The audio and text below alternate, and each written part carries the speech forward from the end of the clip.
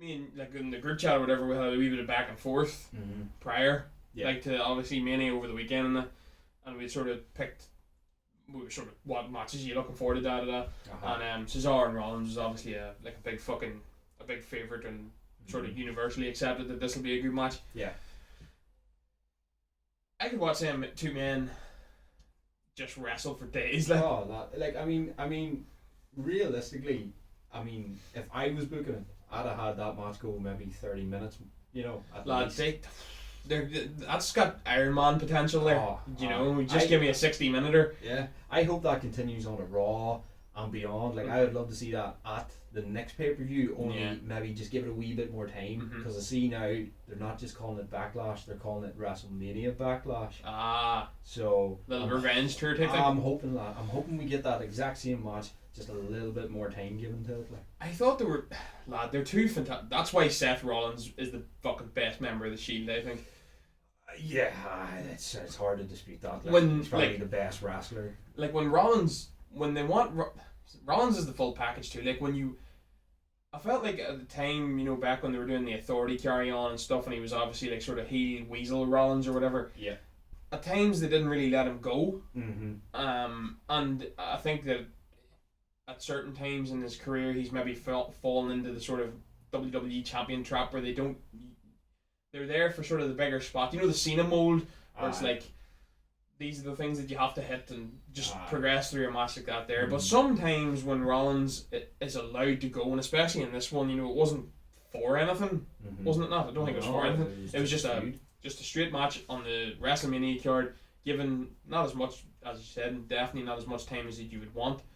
But by fuck, them two men are wrestlers. Yeah, it totally lived up to what I expected. As I say, my only complaint, I would give that a 4-star rating, that match, and the only reason I'm not putting a 5-star on it is because it was too short. Yeah, we didn't get enough. But as I say, maximised their minutes, made every second count, made every move count. So it just was go from the start, and just some of the things that Cesaro, I know you're sort of complimenting Seth there, but Cesaro is my guy. Oh my god, lad, they're so good, lads. That thing that he does where he puts you up onto his back and then spins and oh my god, he sort of whips you around your neck with no hands. What the fuck was that? I didn't see that before. I've never seen that happen before. It's amazing. What the fuck is that? I don't know. It's it's show of strength. I genuinely do. He opened the match with a flying fucking uppercut and you're just alright, tempo, here we go. Yeah. And they went, because they've got them two guys are they're my sort of favourite build of wrestler. It's that sort of light heavyweight build, like the Eddie Guerreros and they can do everything. They can do the power moves, they can do the high flying shit. Yeah. All of that. They're my favourite, the HBKs and stuff, not the pure heavyweights, the sort of in-betweeners that can put up power moves and go, can play a bit of a smaller man role if they're fighting a really big guy and a sort of, the bigger man.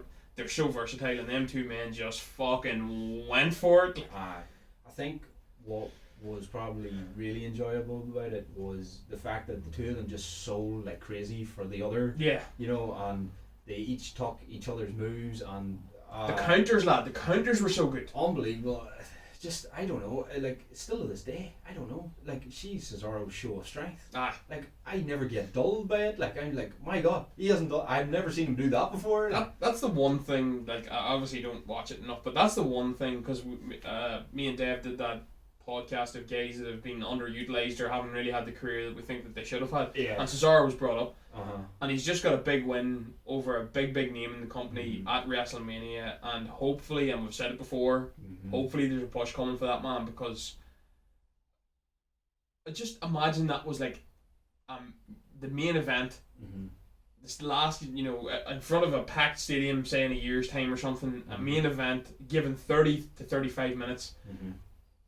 It would just be a complete spectacle, Absolutely. And the way, they are wrestlers because they can build and sell a story in a match too, all the wee subtle counters that they had and things like that were fucking class. That match was. What was that fucking it was like a corkscrew frog splash thing. That like side flip thing. Aye. What the fuck was that? I have no idea. There's a move that Rollins does. I think it's called a Phoenix Splash.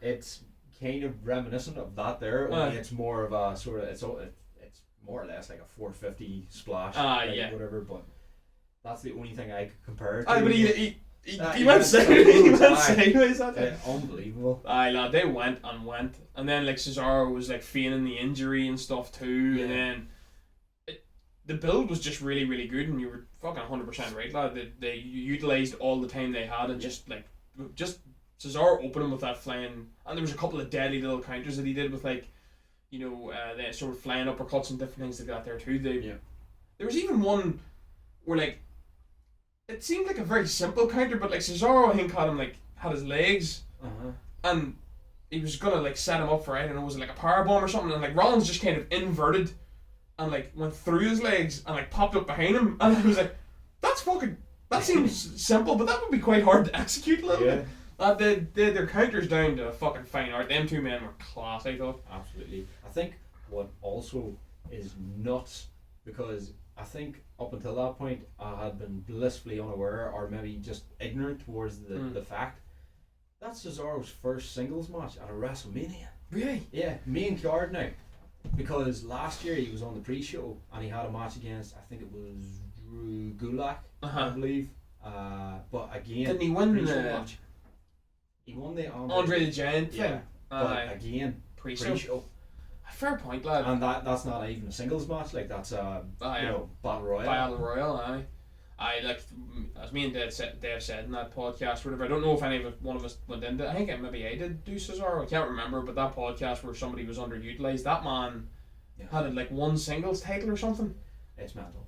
I think I mean when he had the US title, and I know he's held the tag title quite a lot with Sheamus. But outside of that, I don't know what else titles he's held. That was it, lad. I think it was one US title and then a multitude of tag titles. I think the US and that US title run was a long time ago. Oh yeah, that was way back when we were watching Zack Ryder was relevant. I don't know. That match was really, really good. But Cesaro obviously picked up the win. But that was maybe match of the night. Like even I was really looking forward to the Belair and Sasha match. But I think that might have been it. Yeah. Even though the other one went longer.